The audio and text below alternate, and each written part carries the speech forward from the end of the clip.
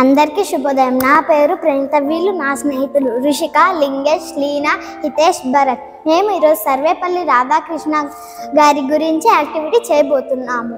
సర్వేపల్లి రాధాకృష్ణ 1888 సంవత్సరం సెప్టెంబర్ 5 చిత్తూరు జిల్లాలో తిరుతని అనే గ్రామంలో జన్మించాడు. ఆయన చురుకుదనం, తెలివితేటలు చూసి ఉపాధ్యులు ఆశ్చర్యపోయారు. ఇతనిది సామాన్య కుటుంబం. నా ఫ్రెండ్ కొనసాగిస్తుంది. రాధాకృష్ణ విద్యావేత్త, తత్వవేత్త, దేశ విదేశాలలో మరియు మైసూరులో ఆచారుగా పనిచేసే ఆ ఊరి వదిలి వెళ్ళేటప్పుడు విద్యార్థులు రైల్వే స్టేషన్ వరకు గుర్రపు బండి మీద కూర్చోబెట్టి లాగారు. వారి శిష్యులు ఆయన పట్ల గౌరవాన్ని, ప్రేమను చూపించారు. తర్వాత నా స్నేహితురాలు కొనసాగిస్తుంది. సర్వేపల్లి రాధాకృష్ణన్ ఉపాధ్యాయ వృత్తికి ఎంతో సేవ చేసినందుకు గుర్తుగా ఆయన పుట్టినరోజున ఉపాధ్యాయ దినోత్సవాన్ని జరుపుకుంటున్నాము.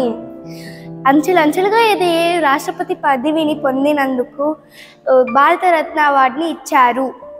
ఇప్పుడు నా స్నేహితుడు కొనసాగిస్తాడు. ఆయన పుట్టినరోజును ఉపాధ్యాయుల దినోత్సవం జరుపుకుంటున్నాం.